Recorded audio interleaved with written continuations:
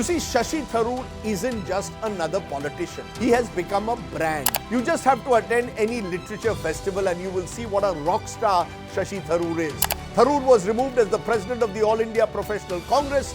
He was not considered as a lead speaker anymore in key debates in Parliament. Now, this doesn't mean that Shashi Tharoor is joining the BJP anytime soon. Dr. Tharoor, I think, wants to see himself now as above the fray of this coarse, divisive politics.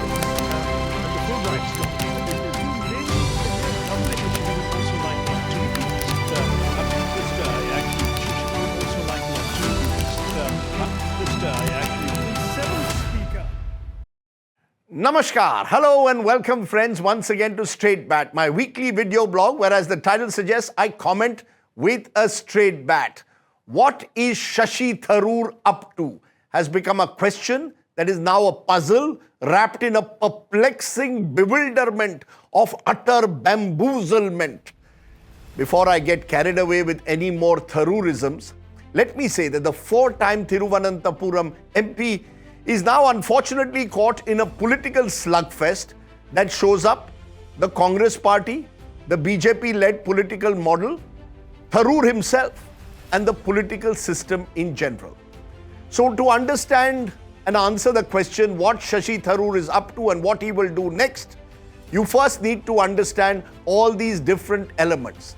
So let's start on Straight Bat with the first element, the grand old party, the Congress party.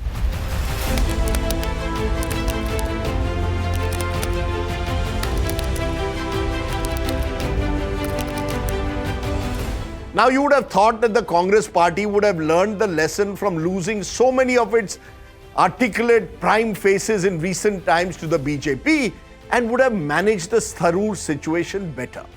Sadly, out of power, the Congress is often out of touch with reality. Rather than be able to handle a Tharoor's grievances within inner party fora, the party has slowly but surely pushed him to the wall. It all started in October 2022 when Tharoor contested for the Congress president against Mallikarjun Kharge.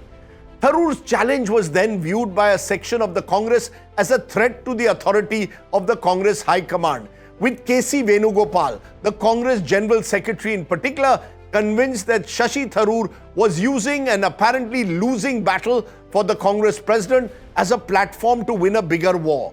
He wanted to become the party's Kerala face in 2026 and increase his political saliency. That's a position KC wanted for himself. So every attempt was made by Mr. Venugopal and friends to sideline and marginalize Tharoor. Tharoor was removed as the president of the All India Professional Congress. He was not considered as a lead speaker anymore in key debates in Parliament, nor was he really involved in any core decision-making process in the Congress. You see, the insecurity of middle-level leaders in a party like the Congress can be contagious. Tharoor suddenly found himself losing out both in the deeply factionalized politics of Kerala and in national politics run by a high-command culture. As I write in my 2024 election book, those who associated or identified with Tharoor's bid for Congress president in 2022 were in fact warned of not attending his meetings, else they would be left out in the cold. The Congress party's notorious divisions meant that Tharoor was seen by many within the party as a threat rather than an asset. A weakened high command and broken down communication systems have only worsened matters. The Congress was once a big tent party that could accommodate a diversity of opinion. Now it is a narrow segment of loyalists. Let's now come to Mr. Tharoor himself. You see, Shashi Tharoor isn't just another politician. He has become a brand. Brand Tharoor is built around his formidable persona as a diplomat, a writer, a public intellectual, and a first-rate public speaker. He has a truly first-rate CV. He's a Sahitya Academy Award winner who keeps churning out books with amazing prolificity, even if the quality is now becoming a little uneven. I asked him at a recent book release on his success formula as a writer. His reply was typically sharp. I write faster than anyone who writes better, and I write better than anyone who writes faster. You just have to attend any literature festival and you will see what a rock star Shashi Tharoor is. The young and women folk in particular flock to him. His handsome looks, that swagger with the hair, smart attire and public speaking skills in English make him a remarkably attractive leader for an aspirational generation desperately looking for role models. And yet, my friends, there is more to politics than stardom. Somewhere down the line, Shashi Tharoor, the politician, I fear has lost out to Shashi Tharoor, the celebrity. Yes, Dr. Tharoor has every reason to feel aggrieved that the party hasn't really used his skills enough. But the party leadership equally has reason to believe that Tharoor owes a bit more to them as well, that he is too self-obsessed according to them and often puts self above party. In a way, the warning signal should have been there when Dr. Tharoor barely scraped through against Rajiv Chandrasekhar of the BJP from Thiruvananthapuram in the 2024 Lok Sabha elections. I guess if you spend less and less time in your constituency over time, the disconnect with voters can become increasingly glaring. Which brings me to the BJP now. A party that lives by divide and rule and will do whatever it takes to exploit even the slightest chink in their rivals' armor. Sam, Dam, Danda, Bhed.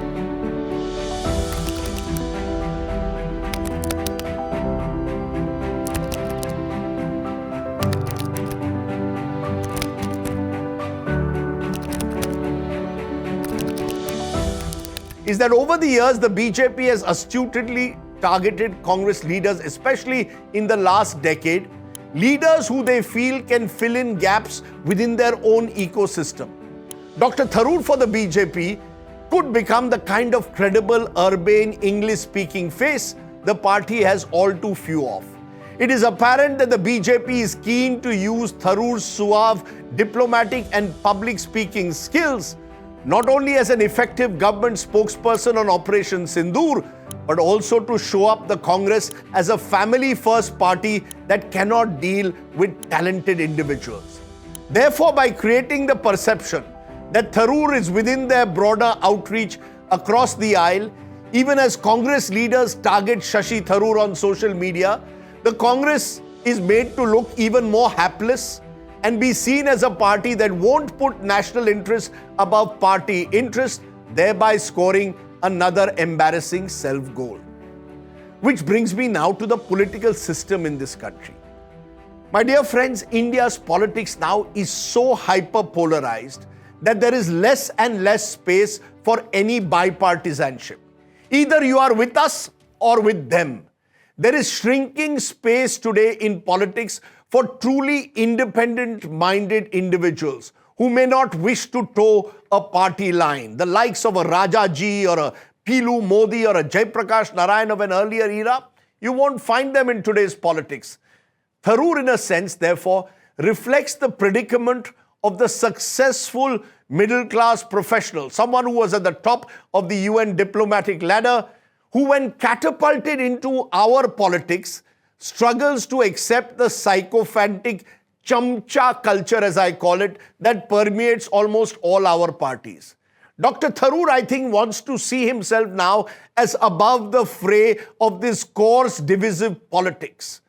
But that is frankly and sadly an illusion or a dream in today's rather ugly political world. Which brings me to the original question of straight bat. What is Dr. Tharoor up to? It is my belief that Dr. Tharoor, finding himself marginalized in his own party, has chosen to use the post-Pahalgam narrative and Operation Sindoor to retain his relevance in Indian politics and thereby send a firm message to friends and detractors alike. The only way he can do it is in a way by distancing himself from the official Congress line and thereby, call it political naivete, associating himself almost willingly with a more strident nationalistic position that is seen to mirror that of the Modi government. Now, this doesn't mean that Shashi Tharoor is joining the BJP anytime soon. I in fact still firmly believe that Dr. Tharoor at the very core sees himself principally as a Nehruvian secularist who's deeply uncomfortable with Hindutva politics. And yet, on national security and Pakistan, he has chosen this time to echo a more belligerent Modi government line that is already winning him plaudits from many within the right-wing ecosystem.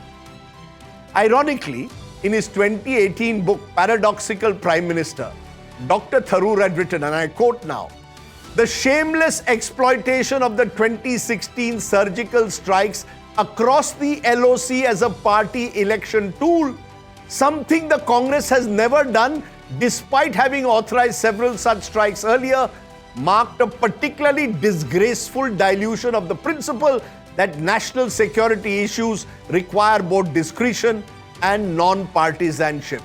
Unquote. My friends, it is unlikely today that Dr. Tharoor may say something similar about the Prime Minister's Khoon Sindoor political rhetoric and indeed his roadshows across several states. Which leads me and possibly several others to ask, has Dr. Tharoor simply in the last few weeks chosen to blow with the Modi wind, even if it means embarrassing his own party? Or is his frustration with his own party and its party systems boiling over now to the point of no return? Or is Dr. Tharoor simply trying to find a middle centrist ground that places him above the din of partisan politics? Maybe makes him, who knows, ambassador to the United States one day. Perhaps a little bit of all three of what I just said explains Shashi Tharoor's current situation of having become the government's opening batsman on Operation Sindoor diplomacy. As I said earlier, Dr. Tharoor is probably unlikely to switch sides. Certainly not till the Kerala elections next year, where he could still remain an important political figure. But I think he's keeping his options open in the hope that there is still space for someone of his undeniable talents in Indian politics. Think about it.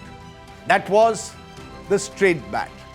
Do, of course, subscribe to my YouTube channel for many more such informative videos.